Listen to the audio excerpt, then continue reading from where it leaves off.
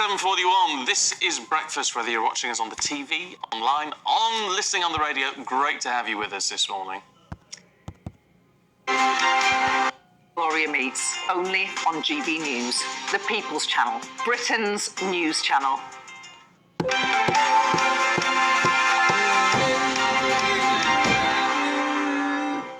Morning, 7:41. This is breakfast, whether you're watching us on the TV, online, listening on the radio. Great to have you with us this morning. Now, there's a great picture on the front of the Daily Mail this morning, and it's a look that says, I've just lost a lot of money. Again, it's Elon Musk. He's just lost £2.5 billion. It's after his rocket exploded, should we say, about 4 minutes into taking off. Yeah, but the mission was a success. Apparently. Because of what they've learned from it. That's the thing. The Sun's going on Paul O'Grady. It's a big picture story. There's a picture of the sort of, what would you call it, horse and carriage sort of thing, with his husband sat there with one of their dogs. And it's full. There's a big double page spread inside of people at Paul O'Grady's funeral. So many people want to come out and mark it. Loads of dogs coming out as well. Oh, it must have been such an amazing sight, especially for his husband, just to see the outpouring of love for Paul O'Grady. Amazing. The Guardian splashes with a very defiant-looking Dominic Raab outside number 10. The Justice Secretary's career hangs in the balance this morning as the Prime Minister decides his fate. And who doesn't like a curry? Let's be honest, most of us love a curry. It's a national dish, isn't it? A korma. Yeah. Korma. Can you imagine ringing up your local and saying, can I have a table for 7 o'clock on Saturday? And the phone's answered by the Prince of Wales, which is what happened, believe it or not. That was in Birmingham, where William delighted staff at a restaurant there because he took a customer's phone booking. Can you imagine that, ringing up to book a curry? Hello, it's the Prince of Wales. When would you like your table?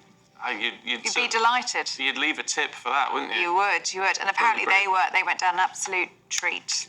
The Prince and Princess of Wales. Birmingham loved them. I hope they had an arm bread and an onion bhaji. I always have onion bhajis to start every time. Me too. And is it the mango? The mango dip thing. Perfect. Yeah. Oh, there you go, you see. Yeah.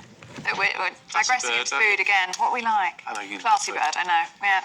Now, we are joined by journalist and political commentator Benedict Spence and journalist and broadcaster Nabila Ramdani to go through the papers with us this morning. Round two.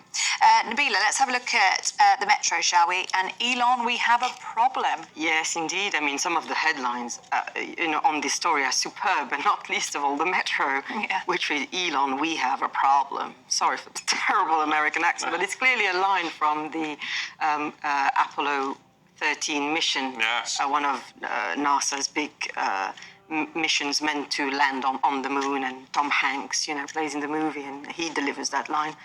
And indeed, Elon did have a very big problem indeed, because effectively he spent 2.5 billion on this rocket, which blew up after only 4 minutes being launched.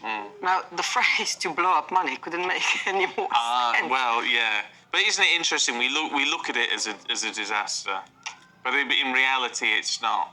Well, it is. I mean, it's the biggest ever built.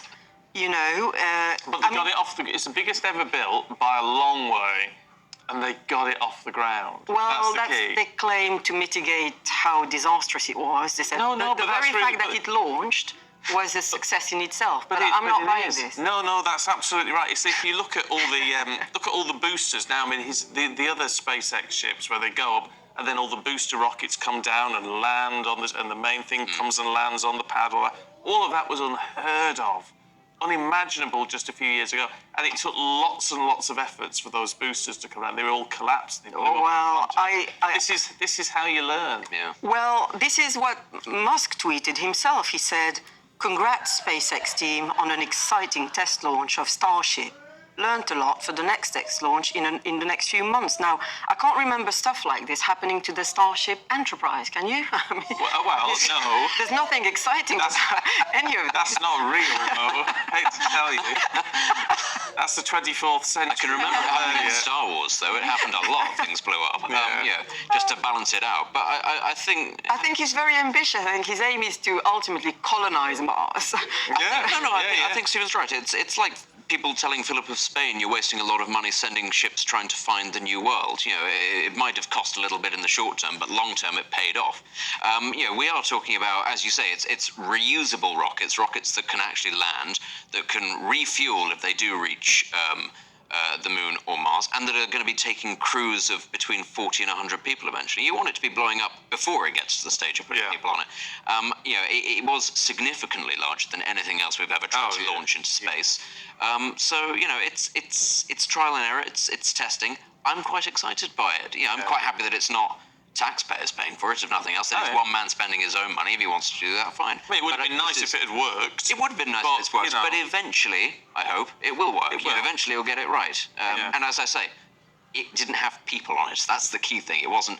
We're better off blowing them up at this stage rather than when we actually have manned space missions going. I still think it's hard to put a positive spin on it, especially when you have the ego of Elon Musk. No. For once, I disagree with you, Nabila, on that one. I do. What about, talking of cash, lots of it, 2.5 billion is nothing to the NHS, of course. Yes, how many hours is that? In the Times, Benedict, Labour have said money isn't the cure for the NHS. I think that this is an important moment. It's significant, isn't it? Wes Streeting saying that actually reform will take precedence. He says it will do most of the heavy lifting under a Labour government. Of course, he's sticking the boot in a little bit to the Tories, saying we expect the cupboard to be bare when we get into power. We don't expect there to be any money.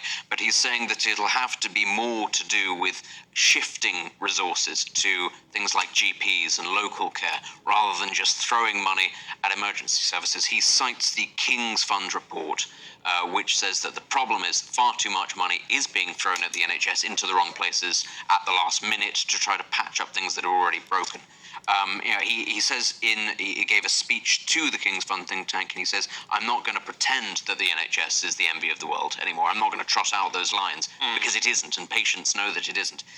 And there are other stories actually on this page of the Times about doctors' pay, about nurses going on strike, and I think that sort of reflects the whole situation.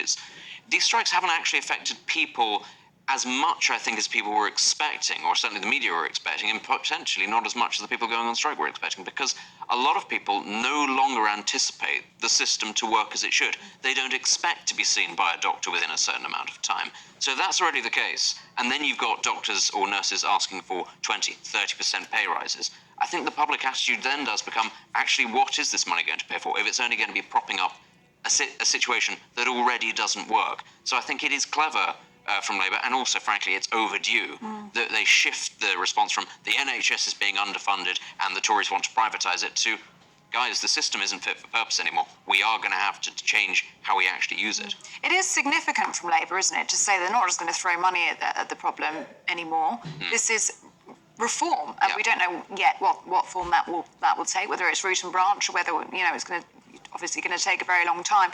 But the point is, it probably does need to happen under a Labour government, doesn't it? It needs, because the polls suggest the Conservatives just aren't trusted. They aren't trusted. You can just take a look at the state of the NHS to see why they aren't trusted. But it shows a maturity. It's in Wes Streeting taking the lead on this. Keir Starmer being very, he is good at this actually. He knows his own weaknesses, and he knows he has to portray a government in waiting rather than just a prime minister in waiting.